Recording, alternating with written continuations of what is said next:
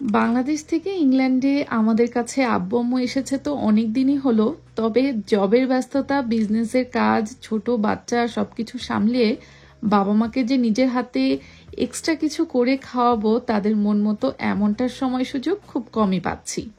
তো আজকে ভাবলাম আব্বু আম্মুর জন্য আমার হাতের স্পেশাল বাস্তাটা তৈরি করব। অনেকদিন বাসায় তৈরিও করা হয় না, কি বলবো, মানে আমাদের তো এমন হয় এই বাস্তাটা তৈরি করলে বুড়ো বাচ্চা সবাই খায়। আমাদের বাসার একদম কুটি যে পার্সন আছে, সিয়ারা থেকে শুরু করে সেজা, আমি, সেজার পাপা সবাই খুব পছন্দ করি। তো আব্বু আম্মুকেও ভাবলাম নিজের হাতে সেই বাস্তাটাই তৈরি করে খাওয়াবো। পাস্তাও ঘরে শেষ হয়ে গিয়েছিল। আজকে কাজ থেকে বাসায় ফেরার পথে আমি সুপার শপ থেকে বেশ কয়েক প্যাকেট পাস্তা কিনে একবারে ঢোপে ভরে রাখলাম। তারপরে যতটুকু আজকের জন্য রান্না করব ততটুকু পানিতে সেদ্ধ করেছি, একটু লবণ আর সেদ্ধর পরে হালকা একটু তেল দিয়ে এগুলোকে সুন্দর করে রেখে দিচ্ছি যাতে একসাথে চিপকায় না যায়।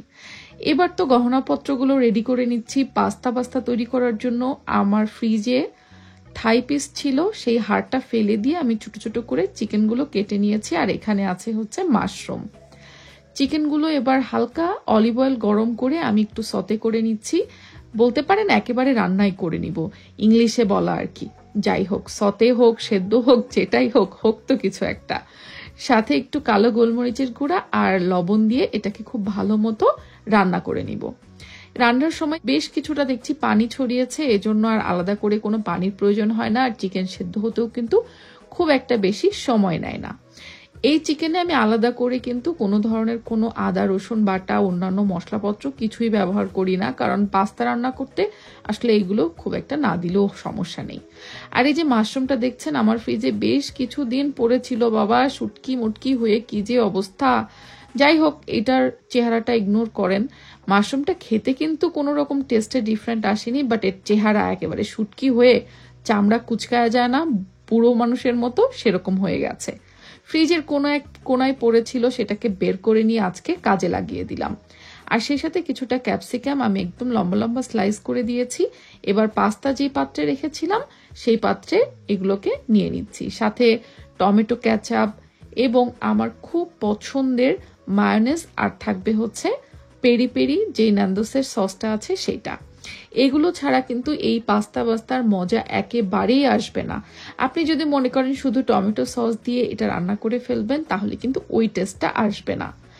আর বাংলাদেশে যারা আছেন তারা কিন্তু ন্যান্দোসের এই পেরি পেরি মায়োনেজটা এবং যেই হেনজের মায়োনেজটা দুটাই একেবারে অরিজিনালটা আমাদের বিজনেস পেজ লন্ডন ডিলসে পেয়ে যাবেন, যেটা আমি ইউকে থেকেই বাংলাদেশে পাঠিয়েছি।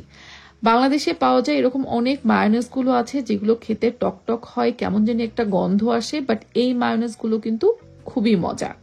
আপনারা কিন্তু লন্ডন ডিলস থেকে পুরো বাংলাদেশেই অর্ডার করে হোম ডেলিভারি নিতে পারবেন। এবার আমি এই মিশ্রণটাতে দিয়ে দিচ্ছি হালকা একটু ব্ল্যাক পেপার এবং অরিগানো। যদি বাসায় অরিগানো থাকে মাস্ট এখানে ব্যবহার করবেন। আর সেই সাথে এবার আমি বেশ কিছু চেদার চিজ এবং রেড লেস্টার চিজটা গ্রেট করে দিচ্ছি। বলেন তো, এটা দেখে মনে হচ্ছে না যে গাজর আমি কোনো গ্রেটারে গ্রেট করে কুচি কুচি করে দিয়ে দিয়েছি? কিন্তু আসলে না, এটা হচ্ছে রেড লেস্টার চিজ। বাট এটা দেখে ভয় পাওয়ার কিছুই নেই। আপনার হাতের কাছে যে চিজটা থাকবে আপনি সেই চিজটাই এর মধ্যে ব্যবহার করবেন। তবে ঢাকায় যে পনির পাওয়া যায় সেটা দিয়ে কিন্তু এই পাস্তাটা ভালো হয় না। বাট আপনি চাইলে ব্যবহার করতে পারেন, কোনো সমস্যা নেই। মোজারেলা চিজ ব্যবহার করতে পারেন, এখানে পার্মাজান চিজ ব্যবহার করতে পারেন। আপনার হাতের কাছে যেটা অ্যাভেলেবেল থাকবে সেটাই আপনি দিতে পারেন। এখন কিন্তু বাংলাদেশের সুপার শপগুলোতে কিংবা মুদির দোকানেও কিন্তু চিজ অনেক অ্যাভেলেবেল। সবকিছু ভালো মতো মিক্স করে আমি এবার একটা ইলেকট্রিক ওভেন প্রুফ বাটিতে খুব সুন্দর মতো এটাকে নিয়ে নিচ্ছি।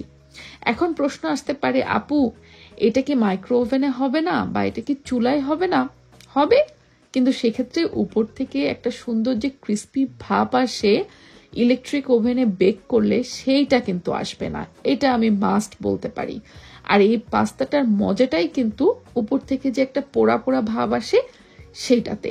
তো এখন আপনার ইচ্ছা, বা আপনার বাসায় যদি দেখা যাচ্ছে ইলেকট্রিক ওভেন বা গ্যাস ওভেনটা নেই, সেক্ষেত্রে আপনি মাইক্রো ওভেন কিংবা চুলায় একটা পাত্র বসিয়েও কিন্তু এই চিজটা মেল্ট করে বেক করে নিতে পারেন। যেটাই হোক, হবে তো কিছু একটা, তাই না? মোট কথা আমাদের সাধ্যের মধ্যে সবটুকু সুখ। কিন্তু যাদের বাসায় ইলেকট্রিক ওভেন বা গ্যাস ওভেন রয়েছে বা যারা কেক বানান, বেকার্সরা রয়েছেন আপুরা, তারা তো ভালোই জানেন যে বেকিং এর যে অপশনটা, সেই অপশনে দিয়েই এই পাস্তাটা বেক করে নিতে হবে। ব্যাস, আর তো কিছুই না। উপর থেকে আমি আরেকটু মিক্স যে চিজ গ্রেট করা ছিল সেটা একটু ছড়িয়ে দিলাম, যাতে উপরে চিজটা পুড়ে পুড়ে একদম খুব সুন্দর একটা ভাব চলে আসে। এখন কথা হচ্ছে এটাকে কতক্ষণ বেক করতে হবে।